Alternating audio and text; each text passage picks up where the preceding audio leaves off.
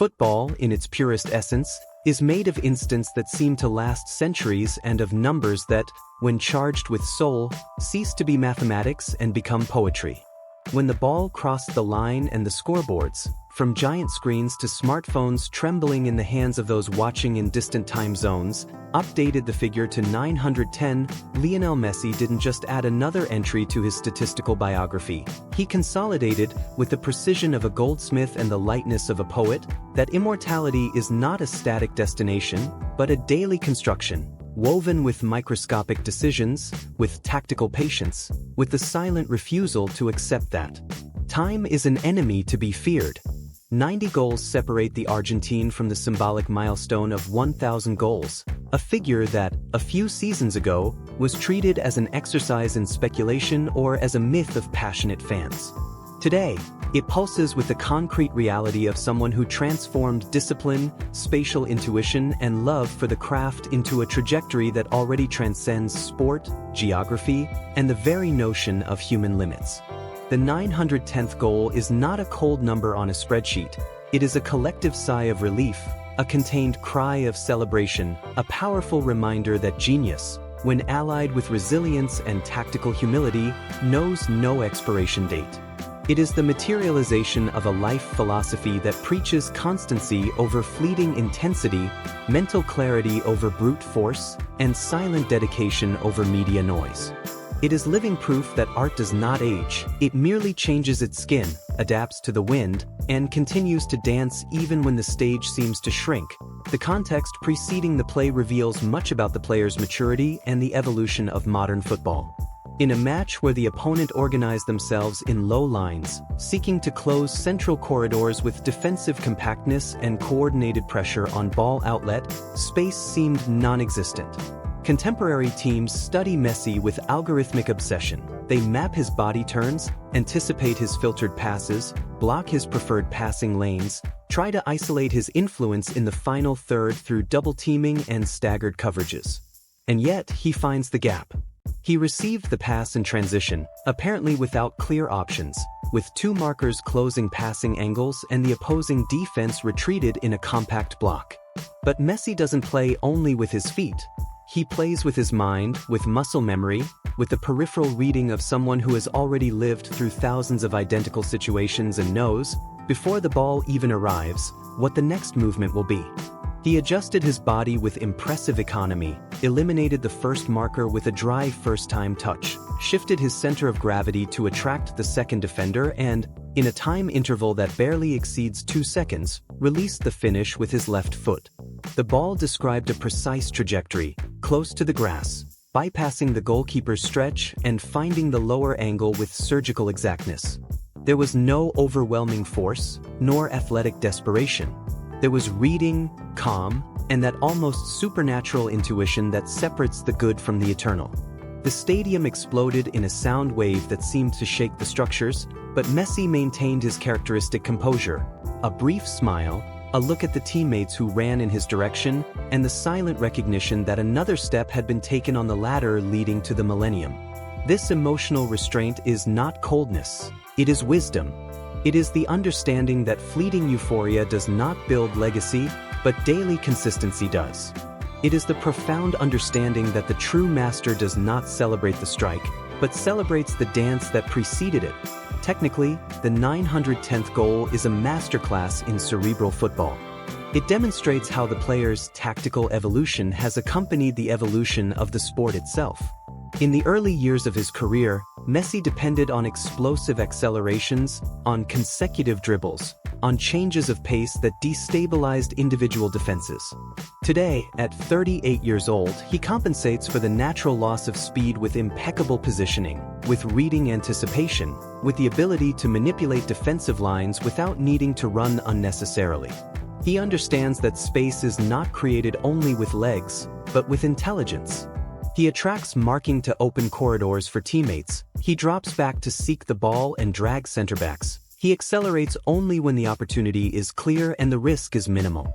The 910th goal synthesizes this transformation. It wasn't a lucky play, it wasn't a fortuitous rebound, it wasn't an isolated individual action. It was a goal built with tactical understanding, with strategic patience, with refined technical execution. He saw the space before the defense reorganized. He executed the movement before the marker reacted. This is pure instinct, polished by thousands of hours of training, video analysis, conscious repetition, and physical self-knowledge. Young players study his plays in slow motion, try to replicate his body turns, but know there is something inimitable about Messi. It is the neural connection between brain, proprioceptive system, and lower limb that defines his genius. It is the ability to make decisions under pressure with the same clarity as someone in a controlled environment. The 910th goal is concrete proof that persistence beats time, that discipline surpasses untapped talent, and that mentality is, in fact, the true differential between good and immortal. Modern sports science talks about cognitive load, decision-making under fatigue, metabolic efficiency. Messi embodies all these concepts not as theory, but as lived practice, as internalized body language, as second nature. He doesn't fight against the clock, he has tamed it.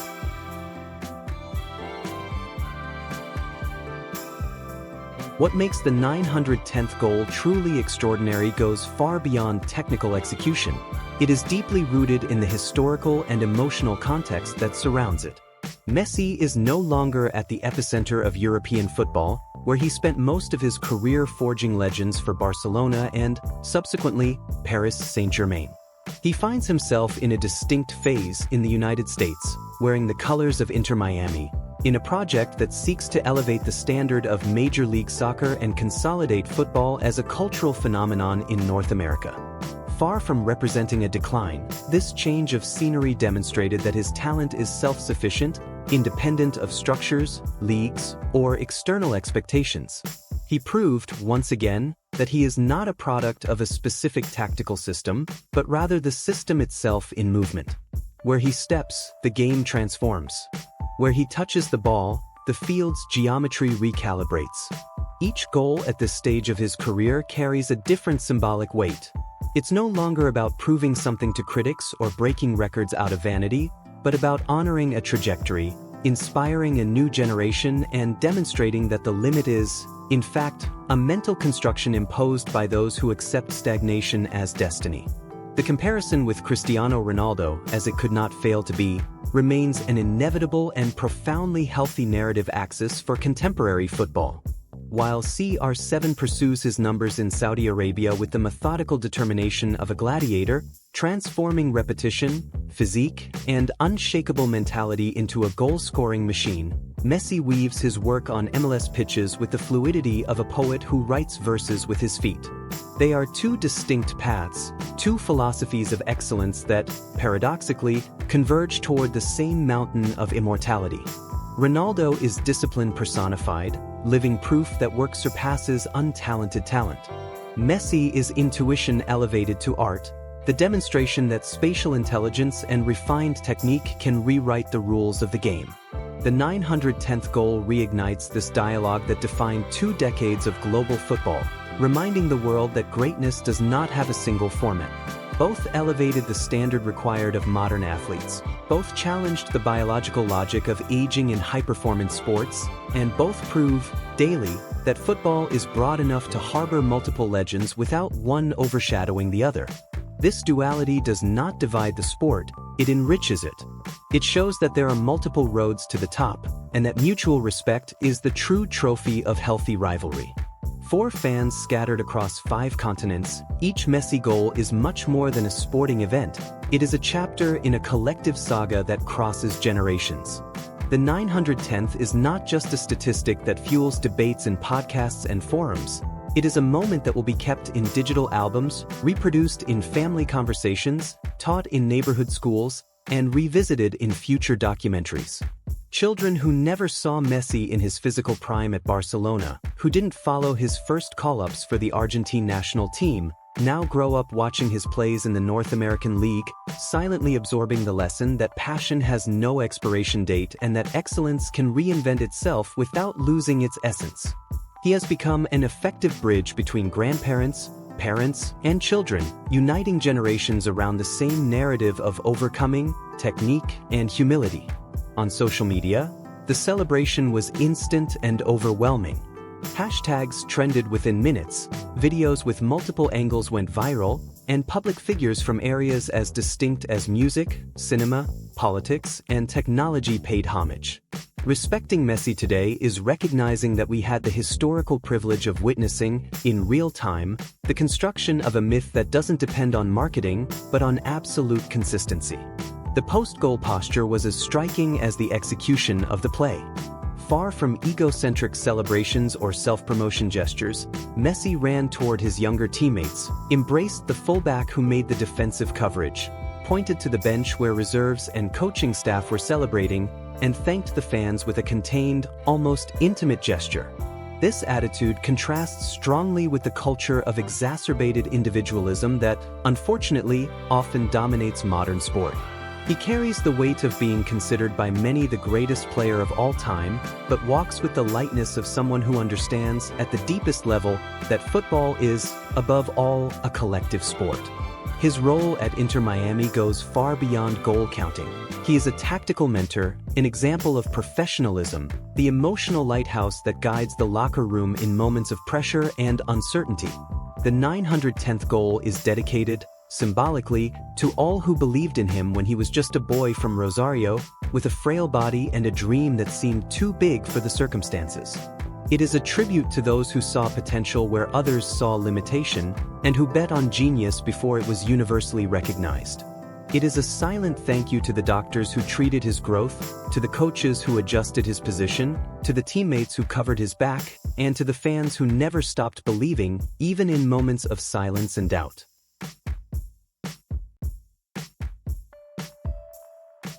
Looking to the horizon, the question that echoes in every press conference, in every tactical analysis, and in every stand is clear: only 90 goals remain.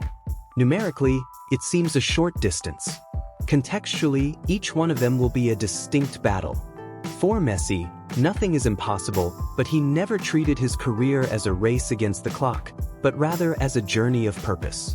He has already won everything a player can aspire to: World Cup, Copa America, Champions League, National Leagues, Ballon d'Or, historic scoring titles. What remains is not external validation, but body preservation, maintenance of mental focus, and unwavering belief in the daily process. If he continues at his current pace, balancing minutes on the field with tactical intelligence, load management, and scientific recovery, the 1,000 goals will cease to be a distant dream and become an announced, almost natural achievement. Each match now is a gold coin deposited in the legacy vault. Each assist, an investment in the collective future of the sport. The world watches, admiring and grateful as he walks firmly, without haste, but without pause, toward the millennium. Messi's legacy, however, goes far beyond the numbers that will fill the pages of sports almanacs. It is about how he changed the perception of what is humanly possible within a football field. He popularized the false nine position, redefining the role of the modern attacker. He showed that medium-stature players can dominate the aerial game with timing and positioning, not just with impulse. He proved that leading isn't about shouting orders, but about setting the daily example, carrying responsibility in decisive moments, and elevating teammates' level through technical and emotional osmosis. The 910th goal is just one chapter in a book that will be read, reread, and studied for decades. When today's children become adults and ask who was the greatest, the name of Lionel Messi will be spoken with reverence, not by marketing imposition, but by historical consensus. And the number 910 will be a reference milestone, signaling that the final stretch has already begun, but that the work is already complete in essence. The countdown is not about urgency, it is about gratitude. It is about savoring every instant, every touch, every play as if it were both the first and the last, simultaneously. It is about understanding that the path is not an obstacle to be overcome, but a garden to be cultivated. May the next ones come. May the 911th, the 920th, the 950th, the 999th, the 1000th come. Because as long as Lionel Messi has a ball at his feet, football will have intensity, beauty, and purpose. As long as he can dream, we will dream with him. And as long as the sport exists, the name of Lionel Messi will be synonymous with excellence, resilience, humility, and unconditional passion. Thank you, Leo, for another historic moment. The world is smaller, more connected, and more inspiring with you in it. The poetry approaches the millennium, the dance continues at its own rhythm, and we are privileged witnesses to this miracle that renews itself with every touch, every play, every goal. May we never stop looking at the field with the eyes of those who believe in magic. May we never forget that football, in the end, is made of people, of choices, of sweat, and of dreams that refuse to die. And that, when the final whistle blows, years or decades from now, we can say, I saw it. I was there. I felt it. And that, in itself, was already worth it. May the 910th not be a point of arrival, but a lighthouse. May it illuminate the steps of those who still run after a ball with their hearts in their hands. May it remind the young that technique is learned, but soul is cultivated. May it echo in locker rooms, in neighborhood schools, in packed stadiums, and on silent balconies as an eternal whisper. Continue. Believe. Play. Because football, in the end, is that. And Messi, with his left foot and his eloquent silence, has taught us that eternity is not conquered with shouts, but with touches that remain engraved on the skin of time.